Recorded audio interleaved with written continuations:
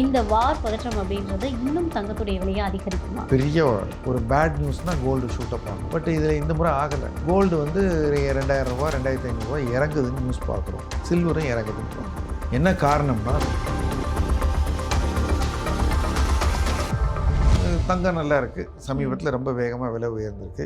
அதனால நம்ம என்ன நினச்சிடறோம், எப்பயுமே தங்கம் இப்படி தான் வருஷம் 50% ஏறும். பெர் ஆனம் 50-60% இன்க்ரீஸ் ஆகிருக்கு.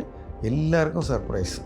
ஏன்னா கோல்டுக்கு வந்து ஒரு புது நீடு வந்துருச்சு இப்போது. அதனால டாலர் டிபெண்டன்சியை குறைப்போம், டாலரைசேஷன் பண்ணி ஆல்டர்னேட் வச்சுக்கோங்க கோல்டுக்கு போகிறாங்க.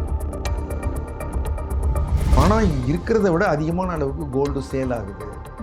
அப்போ இந்த மாதிரி ப்ராப்ளம் வந்து நிற்கிது கோல்டு அல்லது கோல்டு இறங்குதுன்னு தெரிஞ்சால் அவங்களுக்கெல்லாம் வந்து வேணாப்பா, கான்ட்ராக்டை நான் இன்றைக்கே கட் பண்ணிக்கிறேன், இன்றைக்கி என்ன விலை இருக்கோ அந்த விலையில் எனக்கு காசை கொடுத்து எனக்கு கோல்டு வேண்டாம். இன்வெஸ்ட்மெண்ட்டுன்னு பார்த்தோம்னா முழு பணத்தையும் இதில் போட வேண்டாம். ஒரு லக்கி ப்ரைஸ் ஒரு சமயத்தில் அடிச்சுது, வாங்கினவங்களுக்கு லாபம், வாங்காது. இதே மாதிரி எப்பயும் இருக்குமா சொல்ல முடியாது, இருக்காதா அதுவும் சொல்ல முடியாது.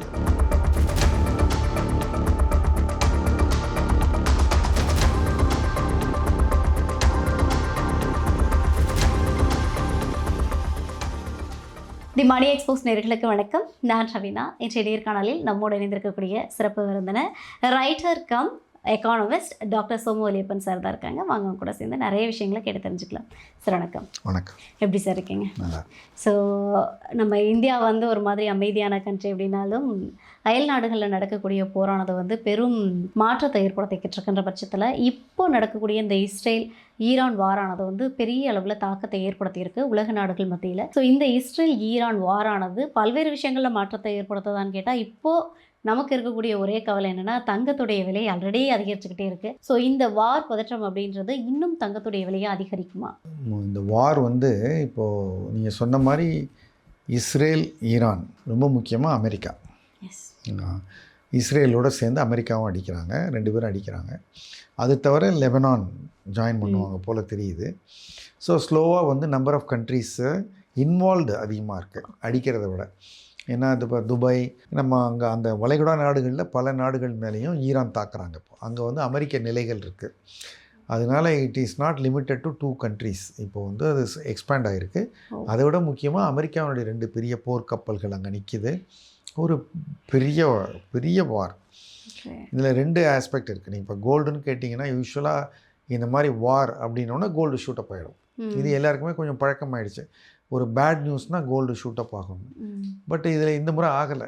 இப்போ வார் வந்து 3rd டே நடக்குது. கோல்டு வந்து 2000 ரூபா 2500 ரூபா இறங்குதுன்னு நியூஸ் பார்க்குறோம். சில்வரும் இறங்குதுன்னு பார்க்குறோம். என்ன காரணம்னா கோல்டு எவ்வளோ ஏறணுமோ அவ்வளோ ஏறிடுச்சு. இப்போ அது ஒரு ஓவர் ஸ்ட்ரெச்சாக இருக்குது. அதனால இப்போ இந்த நியூஸ்க்கு அது ரியாக்ட் பண்ணல அப்படின்னு நம்ம வச்சுக்கலாம். இந்த நியூஸ்க்கு அது பின்னாடி ரியாக்ட் பண்ணாலும் பண்ணோம். அதே மாதிரி கோல்டு வந்து ஒரு பேட் ஈவெண்ட்டோட ஒரு ஈக்குவேஷனில் இருக்குது, ஒரு டைரக்ட்லி ப்ரொபோஷ்னலாக இருக்குது. இது நடந்தால் அது நடக்குங்கிறது தவிர கோல்டுக்கு இன்னும் பல ஈவெண்ட்ஸோட கனெக்ஷன் உண்டு. இப்போ ஸ்டாக் மார்க்கெட்டு, அது தவிர வந்து மற்ற விஷயங்கள், லிக்விடிட்டி, உலகத்தில் பணம்.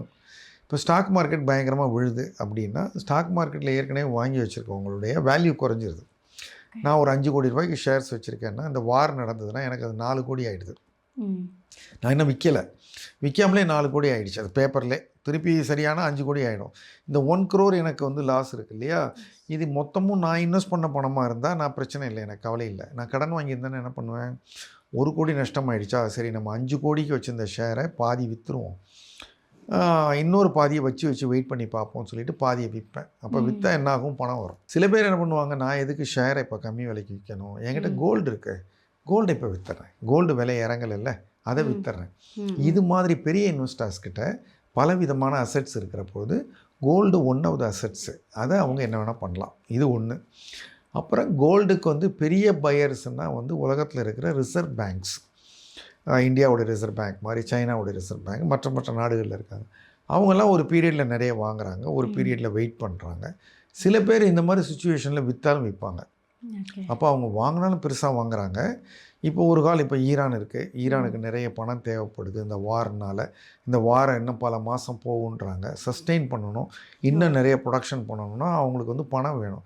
ஆயிலை விற்க முடியாது, இப்போ ஒரு பிரச்சனை இருக்குது. அதனால கோல்டை கூட விற்கலாம். அவன் விற்கிறான்னு நான் சொல்லலை, யார் விற்கிறான்னு தெரியாது. அப்போ நமக்கு தெரியாது.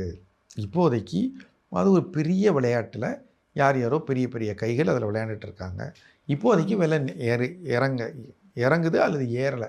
இதுதான் நம்மளுடைய புரிதலாக இருக்கணும்.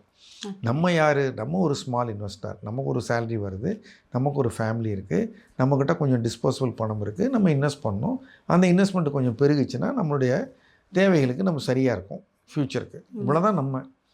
ஆனால் நம்ம போய் பண்ணுற வேலை என்னென்னா, இந்த வார் என்ன ஆகும், கோல்டு என்ன ஆகும், இந்த சமயத்தில் நான் உள்ளே பூந்து கோல்டில் பெரிய லாபம் பண்ணிவிடுவேனா, அவ்வளோலாம் நம்மளால் யோசிக்க முடியாது. இது வந்து ஒரு பெரிய ஹெச்என்ஐஸு, கமாடிட்டி எக்ஸ்சேஞ்சஸ்ஸு, கண்ட்ரிஸு, ரிசர்வ் பேங்க் அவங்களாம் பண்ணுறாங்க. அப்போ இந்த மாதிரி சமயத்தில் நம்ம ஒன்றுமே பண்ணக்கூடாதா? நமக்கும் கோல்டுக்கும் சம்மந்தம் இல்லையான்னா இருக்குது. நம்ம வந்து இந்த மாதிரி டைம் பண்ணாமல், இந்த நேரத்தில் இது இறங்கியிருக்கு வாங்கிடுவேன், இந்த நேரத்தில் ஏறி இருக்கு நான் விற்றுவேன், அதை பண்ணாமல் நான் கோல்டை என்னுடைய ஒன் ஆஃப் த இன்வெஸ்ட்மெண்ட்ஸாக வச்சுக்குவேன். ஒரே இதை வச்சுக்க மாட்டோம். நீங்கள் இப்போ ஒரு மேட்ச்சுக்கு ஒரு டீம் போகுதுன்னா ஒன்லி ஃபாஸ்ட் பவுலர்ஸ் எடுத்துகிட்டு போக மாட்டாங்க. ஒரு ஸ்பின்னரையும் உள்ளே கூட கூட்டு போவாங்க.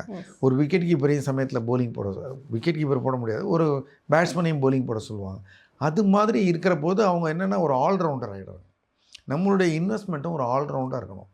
ஒன்றையே நம்பிட்டு இருக்கக்கூடாது. நம்ம இப்போ வந்து தங்கம் நல்லா இருக்குது, சமீபத்தில் ரொம்ப வேகமாக விலை உயர்ந்திருக்கு. அதனால நம்ம என்ன நினச்சிடறோம், எப்பயுமே தங்கம் இப்படி தான் வருஷம் 50% ஏறும். சாத்தியமே இல்லை. இப்போ கடந்த 2-3 இயர்ஸாக பெர் ஆனம் 50-60% இன்க்ரீஸ் ஆகிருக்கு. எல்லாருக்கும் சர்ப்ரைஸ். ஏன்னா கோல்டுக்கு வந்து ஒரு புது நீடு வந்துருச்சு. இப்போது டாலருங்கிறத வச்சுருந்தா பத்தாவது போல் இருக்குது, ஒரு ஃபாரின் ரிசர்வா. அது வந்து அமெரிக்கா கண்ட்ரோலில் இருக்கிற ஒரு டாலரை எல்லா நாடும் வச்சுருக்காங்க. திடீர்னு அமெரிக்கா அவனோட அகைன்ஸ்டாக நடந்துக்கிட்டால் டாலரையே ப்ராப்ளம் பண்ணுறான். ரஷ்யாவுக்கு பண்ணிட்டான், ரஷ்யாவால் அவங்க டாலர் ரிசர்வ்ஸை யூஸ் பண்ண முடியல. அது மாதிரி என்ன வேணாலும் பண்ணுவான் போல் இருக்குது. அதனால டாலர் டிபெண்டன்சியை குறைப்போம், டாலரைசேஷன் பண்ணி ஆல்டர்னேட் வச்சுக்கோன்னு கோல்டுக்கு போகிறாங்க. அப்போது ஒரு டாலருக்கு ஆல்டர்னேட்டு அல்லது டாலரை விட சுப்பீரியர் கோல்டு தான். ஆனால் கோல்டு லிமிட்டட். இங்கே டாலர்னால் இப்போ அவங்க பிரிண்ட் பண்ணலாம், அவங்க வந்து நிறைய இது பாண்ட்ஸ் வெளியிடலாம். ஸோ ஓவரால் அவைலபிலிட்டி அதிகமாக இருக்கும். எவ்வளோ டிமாண்ட் இருந்தாலும் அதால் மேனேஜ் பண்ண முடியும். கோல்டு வந்து லிமிட்டடு தான் இருக்குது. அதனால ஷார்ட் ரனில் பெரிய demand, but shortage in supply or limited சப்ளைங்கிற போது விலை ஏறிடுச்சு. இந்த சுச்சுவேஷன் கண்டினியூ ஆகுமா? Nobody knows. அது தவிர இந்த மாதிரி ஒரு விஷயம் வந்து விலை ஏறுதுங்கிறத இப்போ நீங்களே பார்க்குறீங்க. எத்தனை யூடியூப் வீடியோ, எத்தனை ஃபேஸ்புக்கு, எவ்வளோ டெலிவிஷன் சேனல்ஸு எல்லாத்துலேயும் வந்து பண்ணி இப்போது இடிஎஃப்னு ஒன்று வந்திருக்கு. நீங்கள் கோல்டையோ சில்வரையோ கடையில் போய் ஃபிசிக்கலாக வாங்க வேண்டாம், அதை செக் பண்ண வேண்டாம், அதுக்கு வந்து நீங்கள் ஜிஎஸ்டிலாம் கட்ட வேண்டாம். அதுக்கு பதிலாக கோல்டெலாம் வாங்கி வச்சுருக்கிற ஒரு ஃபண்டு இருக்குது, மியூச்சுவல் ஃபண்டு மாதிரி. அந்த ஃபண்டுன்னு ஒரு பார்ட்டை நம்ம யூனிட்ஸ் வாங்கிக்கிட்டால் நம்ம கோல்டு வாங்கின மாதிரி தான். கோல்டு 10% ஏறுனா நம்மளோட இடிஎஃப் வேலை 10% ஏறும். கோல்டு 10% இறங்கினா இடிஎஃப் இறங்கும். அப்போ எந்த ப்ராப்ளமும் இல்லாமல் நம்ம ஃபோன்லேருந்தோ நம்ம லேப்டாப்லேருந்தோ அல்லது ஒரு கால் மூலமாகவோ நம்மளால் கோல்டை டெய்லி வாங்க முடியும். இன் ஸ்மால் யூனிட்ஸு டெய்லி விற்க முடியும். அப்போது அது மாதிரி 800 tons ஆஃப் கோல்டு இடிஎஃப் வாங்கியிருக்காங்களாம். அவங்க ஒரு புது ரெக்யர்மெண்ட் வந்திருக்குது. இப்போ உலகம் மொத்தமும் ஸ்மால் டு பிக் இன்வெஸ்டர்ஸு ஈஸியாக வாங்குற மாதிரி இடிஎஃப் கோல்டுன்னு வந்துருச்சு. ஸோ ரிசர்வ் பேங்க்ஸ் ஒரு பக்கம் வாங்குறாங்க, இடிஎஃப் கோல்டு கம்பெனிகள் ஒரு பக்கம் வாங்குறாங்க, இண்டிவிஜுவல்ஸே போய் வாங்குறாங்க. தங்கம் 5 சவரன் வாங்கிடு, 10 சவரன் வாங்கிடு, தங்கம் தான் இனிமேல்ட்டு.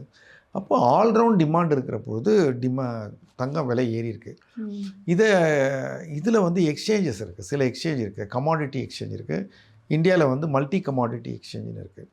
அந்த எக்ஸ்சேஞ்சில் நீங்கள் என்னென்னா கோல்டை நீங்கள் இடிஎஃப் மாதிரி கண்ணில் பார்க்க வேண்டாம், ஒரு மார்ஜின் கட்டினா போதும்.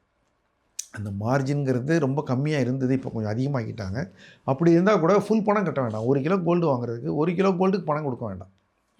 நீங்கள் ஒரு பார்ட்டு கொடுத்தா உங்கள் பேரில் கோல்டு கான்ட்ராக்ட் போட்டு கொடுத்துருவாங்க. எப்படி என்ன விலையானாலும் உங்களுக்கு அக்ரி பண்ண ப்ரைஸுக்கு 1 கிலோ கொடுத்துருவாங்க. அதே மாதிரி எவ்வளோ விலை இறங்கினாலும் நீங்கள் அக்ரி பண்ண ப்ரைஸ்க்கு அந்த 1 கிலோ வாங்கிக்கணும். அப்படிங்கிறது பல பேர் வாங்குறாங்க. அது வந்து நீங்கள் எம்சிஎக்ஸ் எக்ஸ்சேஞ்சில் போய் பார்த்தா தெரியும், பல லெவலில் கோல்டு வாங்குறாங்க. அப்போது பணம் இருக்கிறத விட அதிகமான அளவுக்கு கோல்டு சேல் ஆகுது. அப்போ இந்த மாதிரி ப்ராப்ளம் வந்து நிற்கிது கோல்டு அல்லது கோல்டு இறங்குதுன்னு தெரிஞ்சால் அவங்களுக்கெல்லாம் வந்து வேணாம்ப்பா, கான்ட்ராக்டை நான் இன்றைக்கே கட் பண்ணிக்கிறேன், இன்றைக்கி என்ன விலை இருக்கோ அந்த விலையில் எனக்கு காசை கொடுத்துரு, எனக்கு கோல்டு வேண்டாம். அப்போது பெரிய லெவலில் விற்பாங்க, பெரிய லெவலில் வாங்குறாங்க. அப்போ இது ஒரு டிஃப்ரெண்ட் பால் கேம் அப்படின்னு சொல்லுவோம். இது மாறிடுச்சு. அதனால் நமக்கு வந்து நம்மளுடைய கல்யாணம், காது குத்து தேவைகளுக்குன்னா கோல்டு வாங்கிடலாம். நம்ம இன்வெஸ்ட்மெண்ட்டுன்னு பார்த்தோம்னா முழு பணத்தையும் இதில் போட வேண்டாம்.